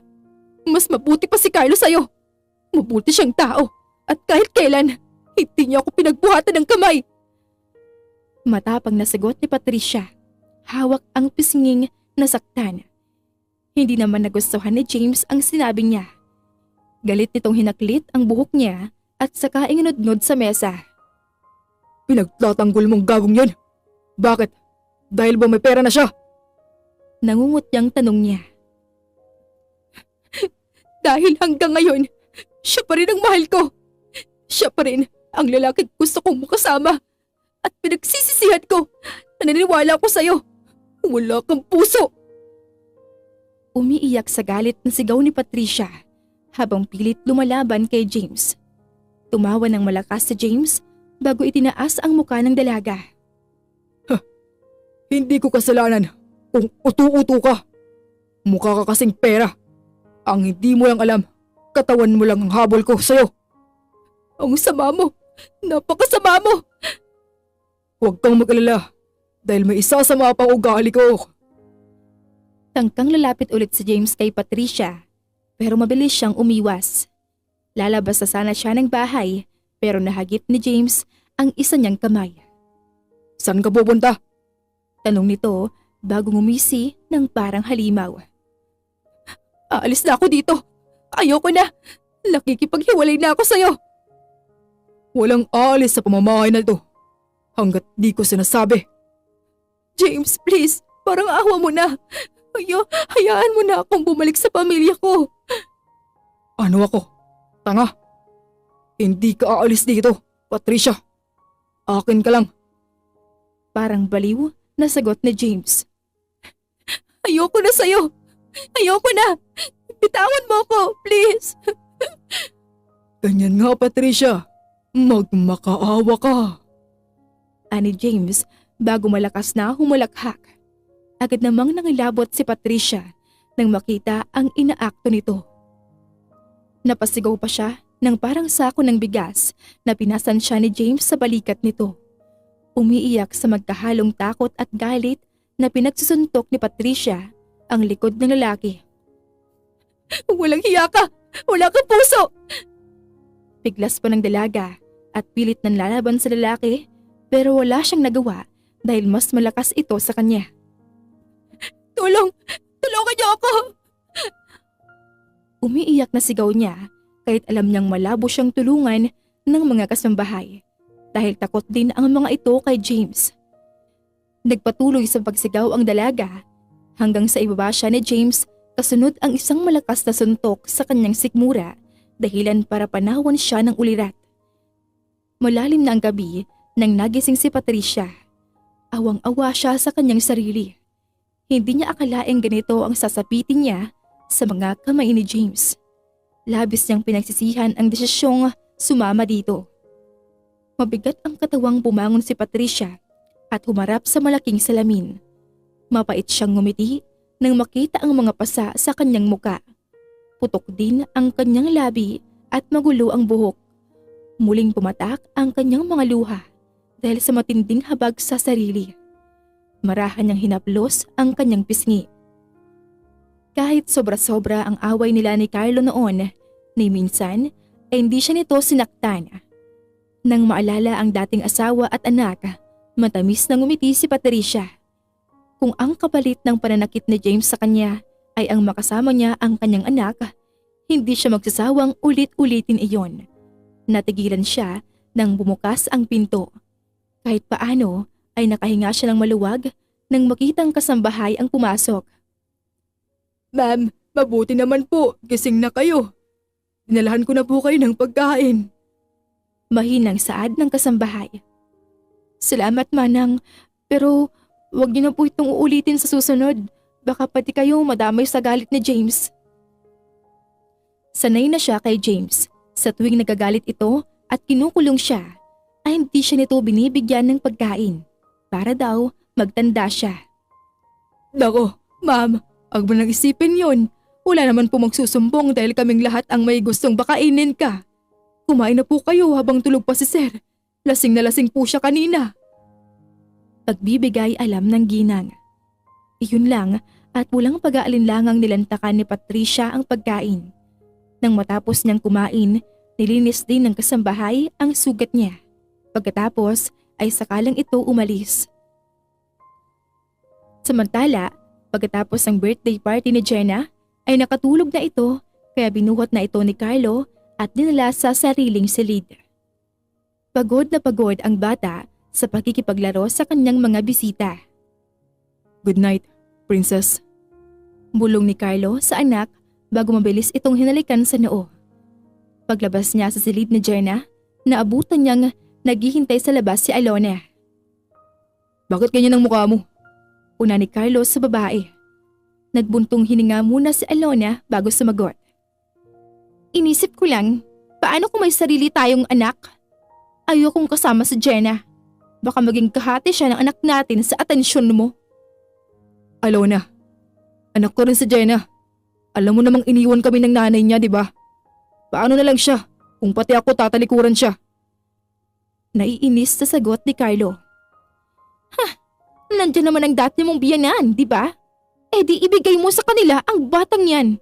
At magbigay na lang tayo ng sustento. Alona, hindi mo ako maintindihan. Anak ko rin si Jenna at hindi ko siya kayang ipagkatiwala sa iba. Kailangan niya ako. Iyan na ngang sinasabi ko. Pagkasama natin ng batang yan, siya na lang palagi ang iniintindi mo. Paano naman ako? Teka nga, huwag mong sabihing pinagsesilosan mo ang anak ko, Alona. Kung hindi mo kayang tanggapin ang anak ko, mabuti pang tapusin natin ang relasyong to. Carlo, hindi naman sa ganon. Ang gusto ko lang ay pagbumuo tayo ng pamilya. Ay yung tayo lang at ang anak natin. Maras na umiling si Carlo bago kinuha ang susi ng kotse niya. Ihatid na kita. Saka na lang natin pag-usapan ng bagay na yan. ani Carlo at nagpatiunan ng lumabas. Wala nang nagawa si Alona kundi sumunod dito. Habang nasa biyahe, hindi nakibuan ang dalawa. Pagkatapos ihatid ang babae, bumalik agad sa kanyang bahay si Carlo at tumiretso sa silid ng anak. I'm sorry anak. Mahal na mahal ka ni tatay. Hindi ako mawawala sa'yo. Madamdaming wika niya sa natutulog niyang anak. Nang hindi pa nakontento, humiga si Carlo sa tabi nito at niyakap ang paslit. Napangiti pa si Carlo nang yumakap din ito sa kanya pabalik. Sa kabila ng mga pagsubok na pinagdaanan niya, sinikap niyang maging matatag para sa anak. At ngayon, tuluyan na itong iniwan ni Patricia at hindi niya hahayaang muling maramdaman ni Jenna ang mabaliwala. Hinding-hindi niya ito iiwan kahit maging kapalit pa noon ang sarili niyang kaligayahan. Makalipas ang 1 linggo, sa wakas ay pinalabas na ni James si Patricia sa silid. May espesyal daw itong bisita at gusto nitong si Patricia ang magsilbi dito. Pero hindi inasahan ni Patricia ang bubungad sa kanya. Kasalukuyan siyang nasa pool area, dala ang tuwalya na gagamitin ni James, pero hindi niya inaasahan ang maaabutan doon. Si James ay may ibang kasamang babae at sobrang sweet ng mga ito. Sino siya? Kasambahay. Matipid na sagot ni James na patuloy sa paghalik sa leeg ng babae. Pinili ni Patricia ang maging kalmado at pigilang umalpas ang puot sa dibdib. I see. Pakikuha ng juice? Utos ng babae kay Patricia. Nakayukong sumunod si Patricia. Pagbalik niya ay nakita niyang kandong na ni James ang babae, dahilan para magalit ng gusto si Patricia. Bumalik sa kanyang isipan ang gabing naabutan sila ni Carlo. Ganito pala ang pakiramdam. Masakit o baka mas masakit pa sa nararamdaman niya ang naramdaman noon ni Carlo dahil napakabuti nito sa kanilang mag-ina.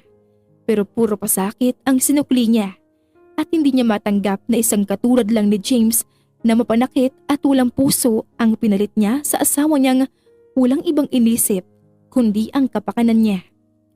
Nagmamadaling lumapit si Patricia sa 2 taong nagkaharutan at walang pasabing isinaboy sa mga ito ang dalang inumin. What the heck? Maarting sigaw ng babae at mabilis tumayo. Dapat lang sa'yo yan, mga agaw. Boyfriend ko ang nilalandi mo. Galit na sagot ni Patricia. Agad namang bumadha ang pagkagulat sa mukha ng babae. Galit na tumayo si James at lumapit kay Patricia. Mariin itong hinawakan ang isang braso ng babae bago kinaladkad papasok sa loob ng bahay at hinagis sa sofa. Anong ginawa mo? Gusto mo ba talagang palagi kang nasasaktan? Nang gagalaitin nitong tanong. Hayop ka! Niloko mo ko! Umiiyak sa galit na bulalas si Patricia. Masakit ba? Nakalimutan mo na ba ang ginawa natin sa asawa mo? Nakangising tanong ni James. Hindi na nakapagpigil si Patricia at malakas itong sinampal. Sana hindi ako naniwala sa'yo! Manloloko ka! Umiiyak na sumbat niya. Mariing hinaklit ni James ang braso niya at dinuro ito. Hindi ko kasalanan na naniwala ka sa akin. Sa tingin mo ba, mamahalin kita ng totoo? May anak at asawa ka na, Patricia. Habang ako, binata, mayaman. Laro lang ang hanap ko. At kung magseseryoso man ako sa babae, hindi sa isang katulad mo. Na-challenge lang naman ako sa'yo dahil pakipot ka. Pakiramdam ni Patricia ay paulit-ulit siyang sinaksak nang marinig ang mga sinabi ni James. Ang tanga niya, ang tanga-tanga dahil nagawa niyang talikuran ang sariling pamilya para sa isang walang kwentang tao. Kung ganon, hayaan mo na akong umalis. Matapang na hamon ni Patricia. Tumawa ng malakas si James bago idinipa ang mga braso. Ngayong may bago na ako, makakaalis ka na. At ayoko nang makita po ulit ang pagbumuka mo dito sa pamamahay ko. Aalis talaga ako dito dahil may pamilya pa akong babalikan. muling humalakhak si James. Yun ay, kung tatanggapin ka pa ng asawa mo, pagkatapos kong pagsawaan ang katawan mo. Sa pagitan ng pagtawa ay nangiinsultong saad nito bago mapang-asar na ngumisi. Hayop ka talaga! Ang baboy mo! Galit na sigaw ng dalaga bago matapang na sinugod si James, pero hindi pa man lumalapat ang kanyang kamay sa balat nito ay mabilis nitong hinuli ang kanyang braso at ubod lakas iyong pinilipit. Napaiyak sa sakit si Patricia pero hindi pa nakontento si James at malakas niya itong sinuntok sa muka, dahilan para mahilo siya at bumagsak sa sahig. Huwag mo sirain ang araw ko! Umalis ka na! Galit pang bulyaw nito bago parang basurang sinipa si Patricia. Nang makitang hindi na makagalupay ang babae, ay sakalang ito umalis. Naiwang umiiyak si Patricia. Agad naman siyang dinaluhan ng mga kasambahay at tinulungang tumayo. Nako, ma'am, ano na naman ang ginawa sa'yo ni Sir? Tulungan niyo ako. Aalis na ako dito. Ganun po ba? Saan po nakalagay ang mga gamit niyo? Ako na po ang kukuha. Baka magbago pa ang isip na Sir at hindi kayo paalisin. Nahihintakutang saad ng isa sa mga katulong. Napatuwid naman ang tayo si Patricia nang naisip na posibleng mangyari nga ang sinabi ng ginang. Kinapa niya ang kanyang bulsa at walang makitang pera. Nahihiya siyang humarap dito. Manang, may pera ka ba dyan? Pamasahe ko lang po sana pauwi sa amin.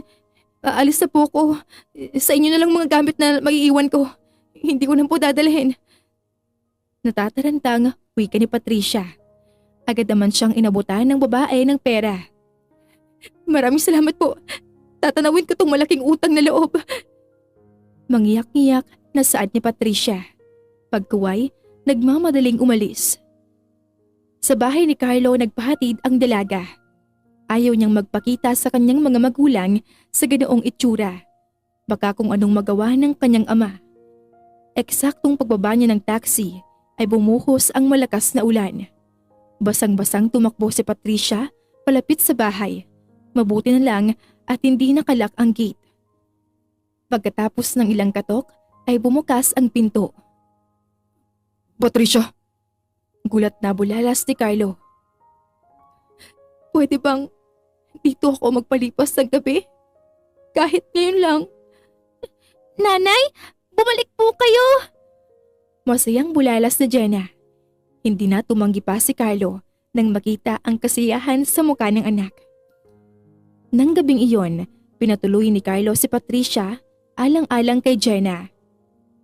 Magkakasama silang kumain ng hapunan at magkasama rin nilang pinatulog ang bata. Anong nangyari sa'yo? Bakit ganyan ang itsura mo? Tanong ni Carlo habang pinagmamasdan ang kabuuan ni Patricia. Suot nito ang boxer short at t-shirt na pinahiram niya. Umiiyak na nagkwento si Patricia. Humingi rin siya ng tawad sa mga kasalanan niya. Hindi ko alam kung anong mararamdaman ko, Patricia. Iningatan kita. Minahal. Kahit minsan, hindi kita nagawang saktan. Pero anong ginawa mo? Iniwan mo kami ng anak natin. Tapos uuwi kang ganyan ang itsura. Mangiyak-ngiyak sa galit na saad ni Carlo. I'm sorry. Sana mapatawad mo ko. Umiiling-iling si Carlo bago tumalikod. Sa tabi ni Jenna natulog si Patricia. Alam niyang hindi ganon kadali na patawarin siya ni Carlo. Pero handa siyang gawin ang lahat. Hindi na rin siya umaasa pa na muling mabuo ang kanilang pamilya. Ang gusto lang niya ay magkaayos sila para sa kanilang anak. Dumaan ang ilang araw, naging masaya si Jenna at mas ginanahan pa itong mag-aral. Maging ang mga magulang ni Patricia ay natuwa nang waling makita ang anak. Pero nagalit din ang mga ito sa sinapit ni Patricia sa kamay ng lalaking pinili niya. Good morning po, nanay, tatay. Nagluto po kami ni Lola ng breakfast. Isang umaga ay masayang bati ni Jenna sa mga magulang. Good morning din anak. Napakasipag mo naman. Masayang sagot ni Patricia, habang si Carlo ay marahang inaplos ang ulo ng anak. Pagkatapos kumain, umalis ang ina ni Patricia. Wala namang pasok ngayon sa Jenna sa school dahil araw ng linggo, kaya naglinis na lang ng bahay si Patricia. Habang abala sa mga gawaing bahay, biglang pumasok si Alona.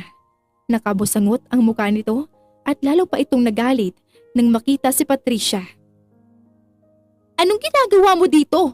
Bakit bumalik ka pa? Alona, huminahon ka sana.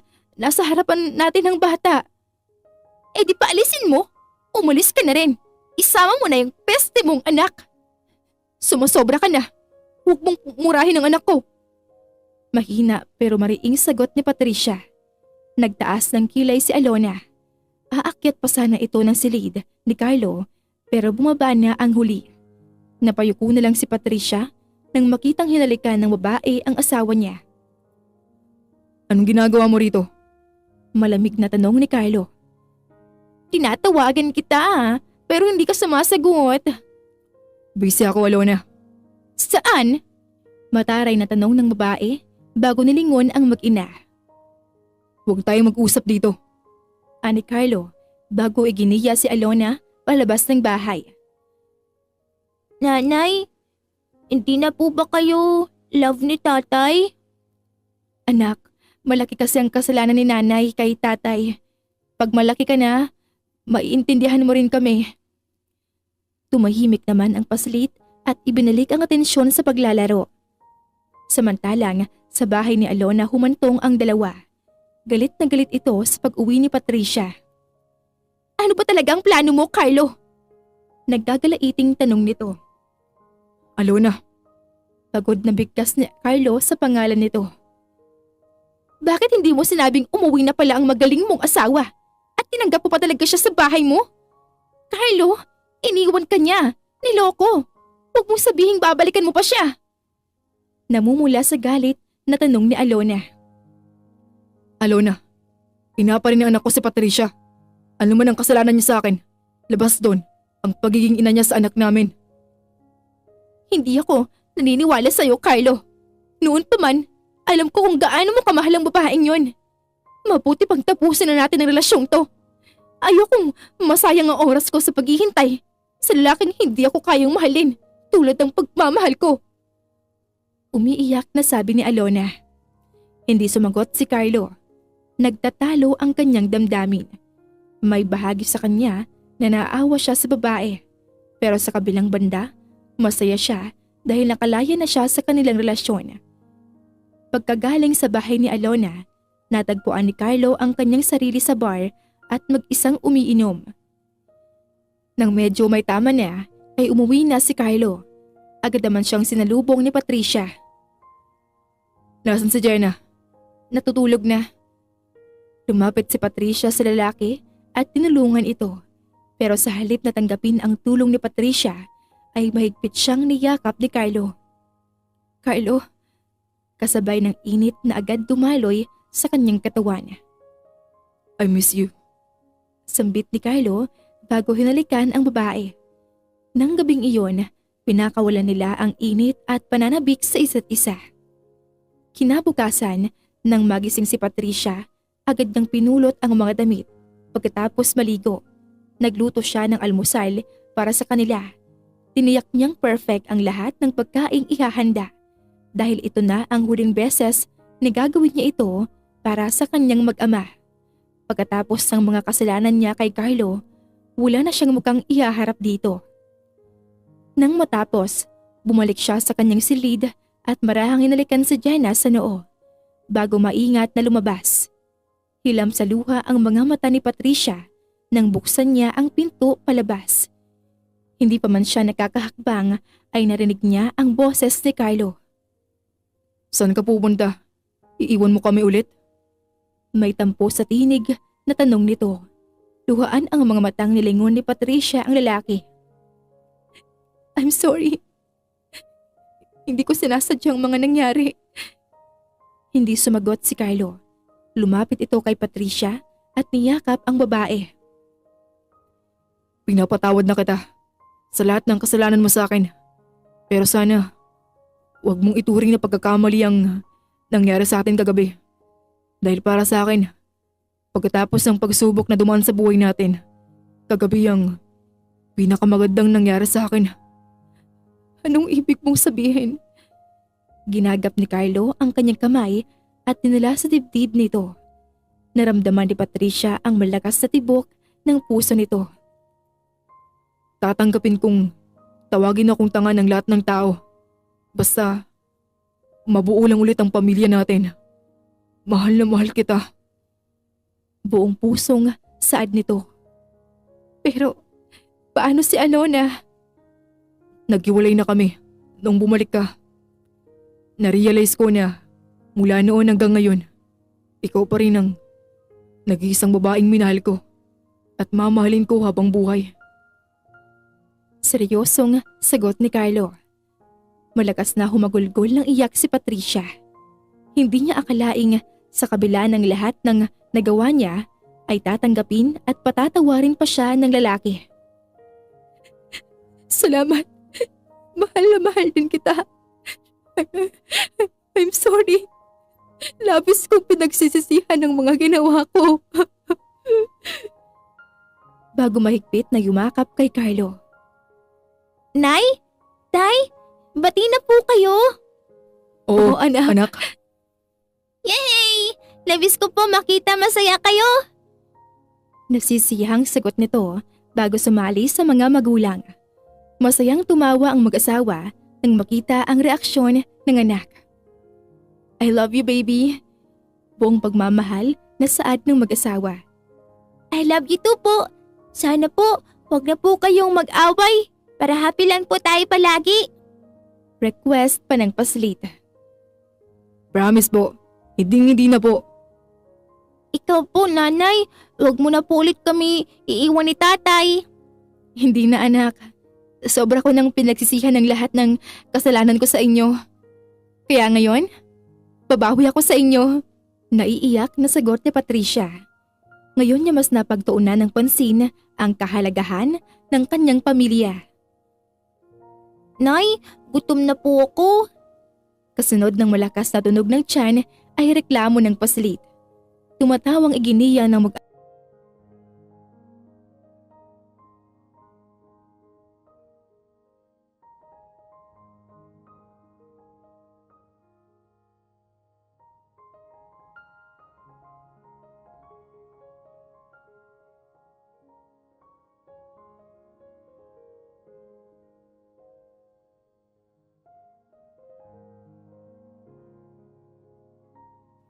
Presbyteros Rose, Maria Evangelista, Eli Evangelista Anderson, Marisa de los Reyes of Saudi Arabia, Conchita Alos Rage, Ana Flor Saico, Christian Fidelino, Judith Castro, Beth Sardina, Jelly Tampos, Fatma Mansul, Senenor Zame, Flor Cabrera of Santa Rosa, Laguna, Liliano Bebe,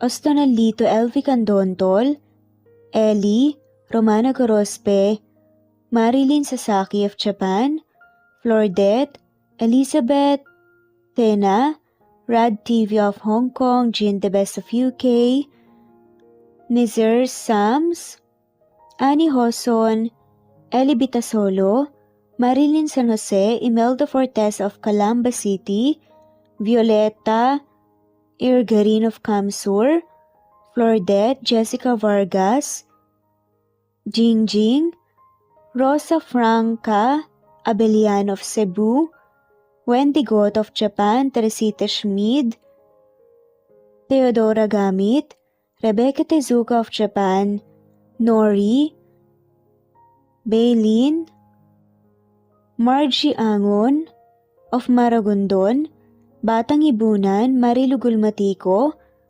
Leda Dapito, Geraldine Ana Victoria Linley of Macau, Marites Nitura, Reynante Salamania, Pasita Eliazar, Jingjing Nazareno, Gina Monge, Rosemary Vasquez, Mercy Villantes, Freda Reyes, Teresita Loida Gabas, Christian Fidelino, Ellie, Wilma Dargantes, Teresita de los Santos, Teodora Gamit, Rosemary, Romana, Leonisa, Kidim, Jean Debes, Eddie Codillian of Winnipeg, Canada, Flor, Ellie, Emily, Elila, Merlin, Leonisa Azotes, M. Season Vlog, Princess Rocker, Emma Gura,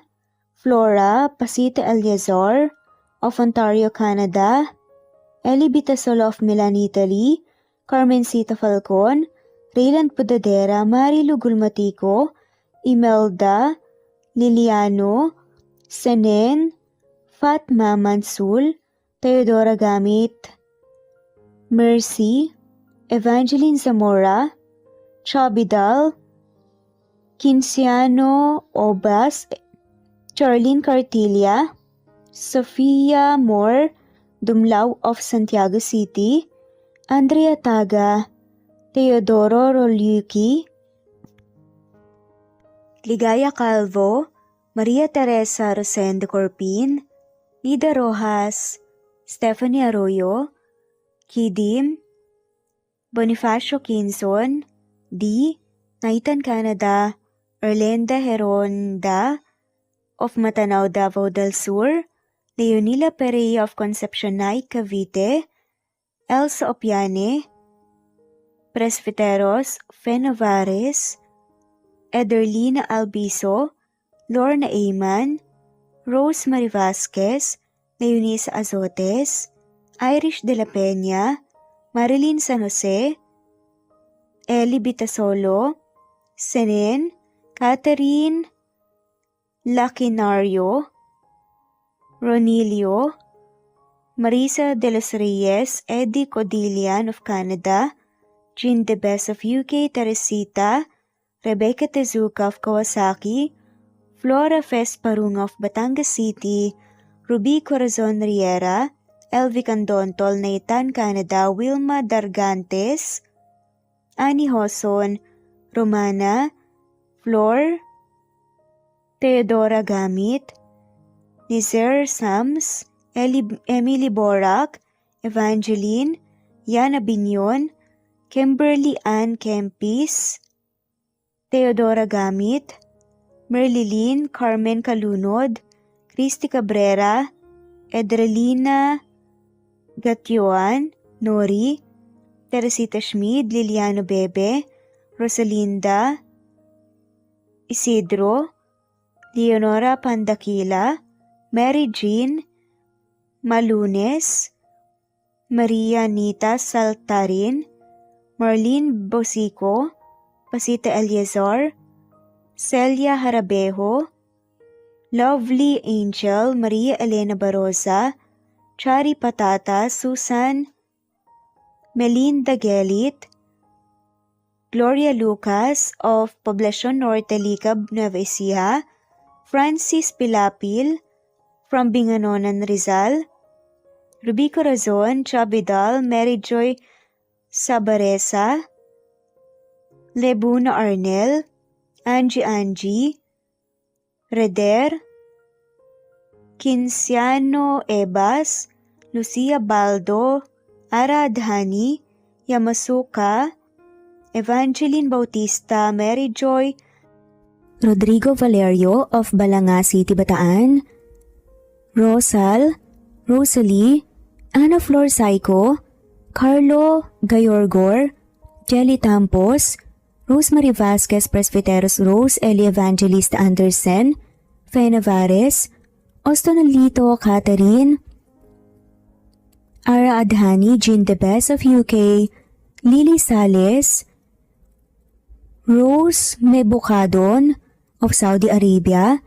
Ellie, Liliano Bebe of Italy, Lily, Loida Gabas, Ellen Cervantes of Malolo City, Bulacan, Evangeline Zamora, Jennifer Odias of Claveria, Miss Oriental, Nori, Annalyn Divina Gracia, Merlilyn Linley Nora Balias of Siargao Island, Meding, Elvi Candontol, Wilma Dargantes, Helen Murillo, Ara Adhani, Carmencita Falcon, Ederlina Albiso, Florence De Leon, Rebecca Tezuka, Annie Hoson, Matea Ejes, Nancy Navarra, Teresita Schmid, Mercedita San Jose of Antipolo City, Princess Rocker, Marilu Gulmatico, Ana Victoria, Imelda Fortes of Calamba City,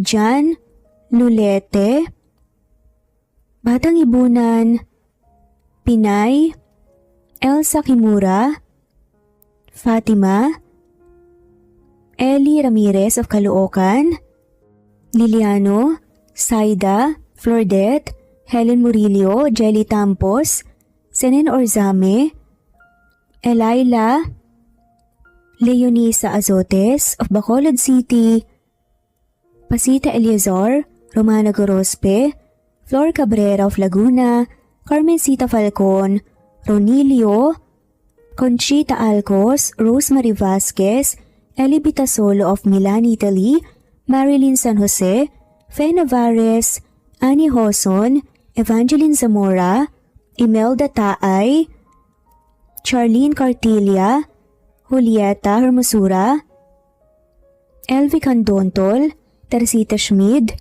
Marilyn Sasaki, Christina, Jessica Vargas, Christian Fidelino, Marie Cristal Hilario, Elsa Opiane, Princess Rocker of Riyadh, KSA, Marisa de los Reyes, Merlilyn, Juliet Panlilio, Daisy Blaza, Susan of France, Mercy Villantes, Renalyn Obenza, Wilma Dargantes, Not Green Fox, Carmelita Mendoza, Marilyn Babula, Berry, Liliano Bebe, Presbyteros Rose, Medal Talon, Jane, Lani Pardillo, Marlene Kayanan, Leonisa Azotes, D.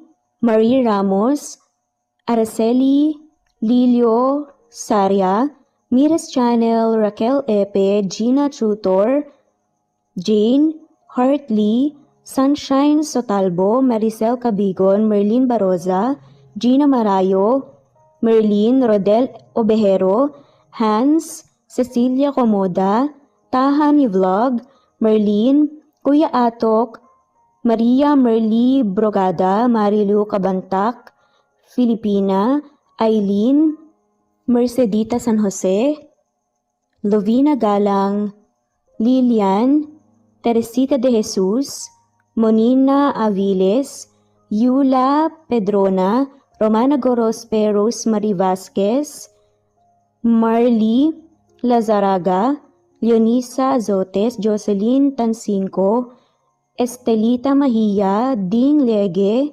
Marisa de los Reyes Arroyo, Leia Paul Vinar, Steve the Music, Rain, Presbyteros Rose, Ostonalito, Alex Saani, Matea Estrella, Agustina, Onaba Cogin, Jessica Vargas, Celine, Merlilyn Baroza, Annie Hoson, Elimana Lili, Mercy Villantes, Eli Evangelista Anderson, Eli Bitasolo of Italy, Ann Mariano, Fredelisa de Guzman, Carmencita Falcon, Merlin Bravo, Cecilia Ramos, Evangeline Zamora, Edralina Gatchoan, Marites Nitura, Agustina Niceto, Marian, Ann Aliflor, Lily Roda Barcial, Alma Ebdao, Minda Tandok, Flores, Melinda Sano, Thelma Mora, Juliet Panlilio, Edna, Elvi, Delia, Fenavares, Sally Lariano, London Villas, Danica Selga, Lani Pardillo, Teresita Schmid, Charlie, Nora Bell Evans, Roger, Lloyd Dasalon, Bella, Nelly Ortiz, Mary Rose Carillo Jesusa, Enday Samante Enday Lebra, Yolanda Tejida, Honey Villasenor, Tessie, Marichan, Ann Mariano, Wilma Guzman, Gabrielio, Liu, Maria Rica Natividad, Melanie Juan, Anita Hernando, Teresita Arevalo, Raquel Magno, Carmencita Falcon, Flordet, Nat Greenfax, Luz Templo Nuevo, Teresita Schmid, Flor Cabrera, Virginia Salazar, Luz Templo Nuevo, Leia, Madeline Tagle, Wilma Villafuerte, Isaac Ablon, Menchita de Belen, Federico, Mercy Edrosolo, Fe, Adam Samachas, Quinciano Ebas, Eli Ramirez Elizabeth Gilas, Harem Ruhi, Julius Edna Romero, Charlie Angelina Samia Emma Gadiano, Rosemary Vasquez, Lisa, Estelita Mahia, Elvi Candontol, Corazon Danke of University of Eastern Philippines University,